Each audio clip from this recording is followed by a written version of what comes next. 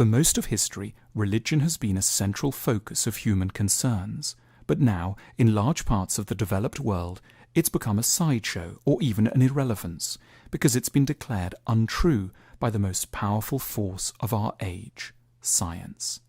But debating whether religion is true or not may not in the end be the most important move we can make. It's also key to understand what needs have traditionally driven people to religion, so we can go on recognizing and answering these needs, even outside a supernatural structure. 4000 BC, Arnhem Land, Australia. An Aboriginal Australian paints an image of a serpent on a rock. The so-called Yingana serpent is a key part of Aboriginal religion. This creature and a few other associated divine serpents are worshipped for having done everything: created the sky, the lagoons, the mountains, they coloured the birds, they decreed laws relating to marriage, food distribution and death ceremonies. The serpents also generate rain and storms when anyone breaks the rules of the tribes. The belief structure of the early Australians is almost identical to that found in primitive religions pretty much everywhere around our planet. Religion has its origins in a desire to explain a very confusing world. It is a wild projection onto the natural realm of all kinds of human concerns. It becomes the focus of rituals to appease the possibly angry gods. Offerings are made in return, one hopes, for favours and kindness. Always there is the terror of death and the hope that the worst of it can be handled by an alliance with the gods. One comes away from the study of primitive religions full of compassion for the terrors and confusion that were responsible for generating these beliefs and for the frightening ignorance in which our forebears were fated to live. But one also comes away with respect for our own psychological ingenuity, for our cleverness in telling ourselves stories to calm ourselves down, hold the community together, and deal with the unknown.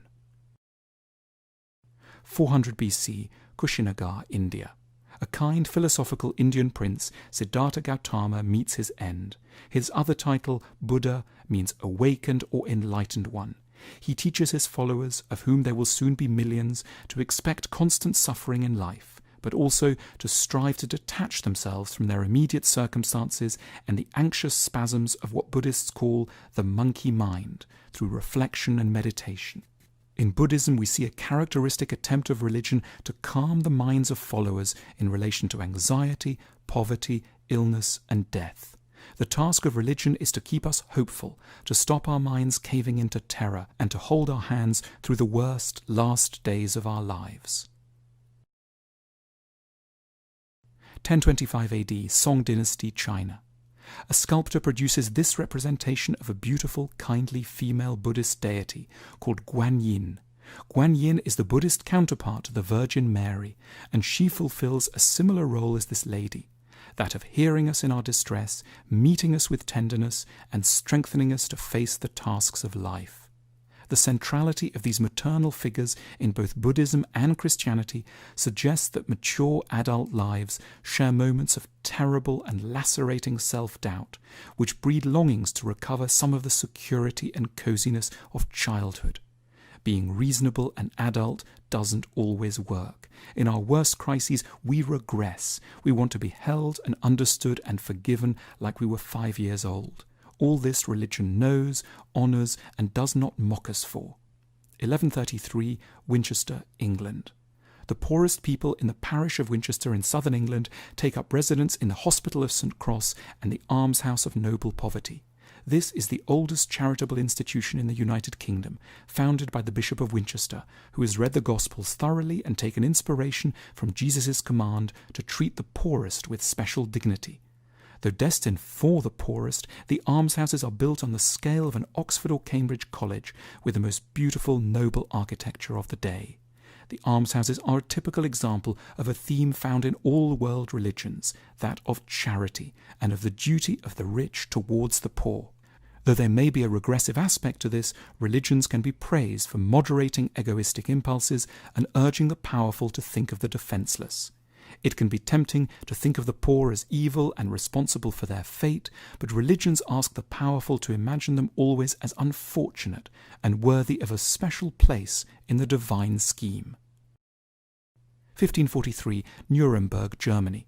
Nicolaus Copernicus publishes On the Revolutions of the Celestial Spheres. This posts a heliocentric view of the universe rather than geocentric version widely accepted at the time and based on the Book of Joshua. In 1616, the Catholic Church moves to declare this heliocentric theory nonsense and angrily bans Copernicus's work. However, Copernicus's revolution will not be quelled.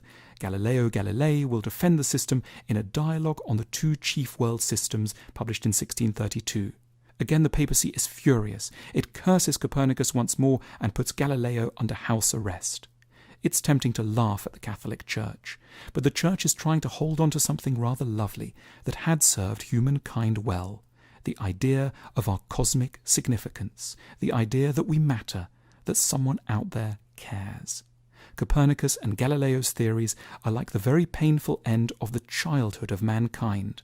Their discoveries that we are but a tiny, forgotten, meaningless blue dot in the randomness of space is akin to a child discovering that his or her parents are in truth really unimportant in the scheme of things. A new existential terror will echo down the ages from these scientific discoveries. We are still dealing with it. July 1830, London, England. Charles Lyell publishes the first of 3 volumes of his geological masterpiece, Principles of Geology. The book uses new geological methods to show that the Earth is far older than was ever previously believed. The Bible had said it was 6,000 years old. Lyell says the fossil record proves it must be at least 240 million years old, based on his observation of marine fossils.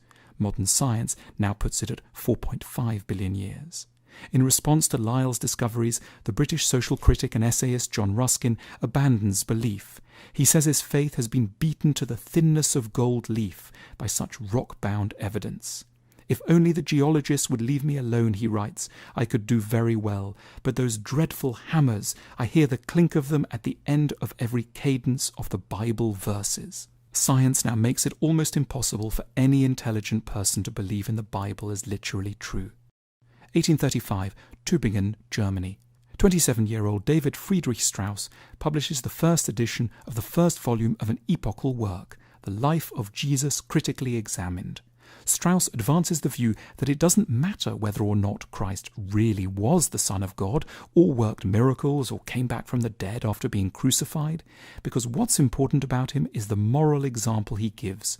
His generosity, his immense tenderness to the weak, his commitment to forgiveness. You must forgive your brother 7 times 70, he notes. His humility, he lived as a carpenter, had a simple life, lived amongst the poor. Strauss initiates a new way of looking at religion. It isn't a true description of how the world actually is. It's something humans have invented to comfort themselves in highly valuable and important ways that deserve our selective reverence. 1885, Amsterdam, Netherlands. A new national museum, the Rijksmuseum, officially opens. The architect, Pierre Cuypers, has spent his career designing and restoring churches, and it shows. The building is quickly dubbed a new cathedral devoted to art, with its stained glass and ecclesiastical solemnity. The museum is one of many to open in the second part of the 19th century. It's the result of a widespread panic as to what can replace religion now that belief is in decline. One leading answer is that culture can replace scripture. The argument is that art can achieve for us many of the things that religion once did. It can be a guide, a source of consolation, a teacher of wisdom and compassion, a reminder of our better nature, and something that can, imperfectly, but still to a real extent, reconcile us to our mortality. 2006, Oxford, England.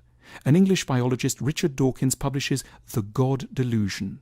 Dawkins argues that religion is intellectually wrong and delusional, and therefore should be removed entirely from public culture.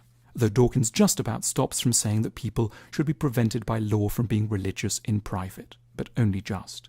Dawkins's mocking view of religion coincides with deep disquiet about militant Islam in the West. The murderous ways of fringe Muslim groups seems to be Dawkins's real target. Religion just comes to seem like something a bunch of mad people could ever be interested in.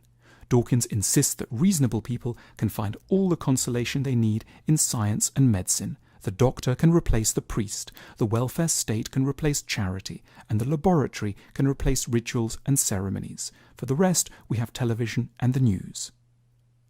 The needs that religions answered were real and important, and despite science and TV and theme parks and cancer treatment centers, we still have many of these needs. We still have to die, we still need to be comforted, we still need to be reminded, in conditions of aggressive capitalism, of our duties to the community and to the poor.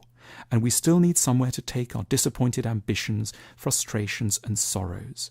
Religion may well have been a deep illusion, but it was an important illusion that we need to understand with sincere depth and compassion in order to know how to create functioning secular societies in our own time.